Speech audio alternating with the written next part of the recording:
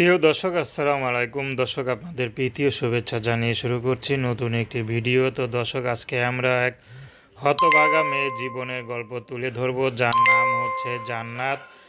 জান্নাতের পরিবারে মা আছে, ছোট একটা বোন আছে। জান্নাতের বাবা নেই, বাবা রোড অ্যাক্সিডেন্টে মারা যায়।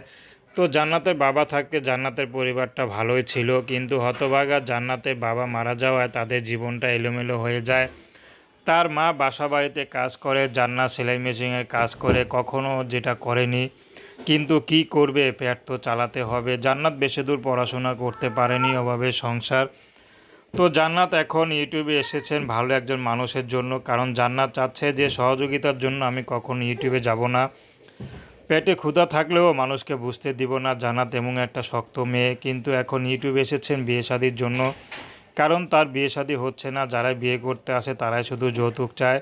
জান্নাতের মা অনেক চেষ্টা করে পারেনি, তো শেষমেশ জান্নাত খবর পেয়ে এখন ইউটিউবে এসেছেন যে ইউটিউবে আসলে নাকি ভালো মানুষ পাওয়া যায়, অন্তত সে বিবাহিত হোক বয়স্ক হোক সমস্যা নেই, জান্নাত তাকে বিয়ে শাদী করবে। তো জান্নাত এখন এসেছে, যদি জান্নাতের এই দুঃখে সুখের মাঝে কোনো একজন মানুষ আসে বা পাশে দাঁড়ায়, সারা জীবন তার পাশে থাকে, তেমন একজন মানুষ পেলেই হবে। তো দর্শক, প্রেম ভালোবাসা সাহায্য সহযোগিতা বিয়ে শাদী করা একান্ত আপনাদের ব্যক্তিগত ব্যাপার। তো আসুন আমরা ৫ ওয়াক্ত নামাজ পড়ি, সর্বদা দেশের সেবা করি।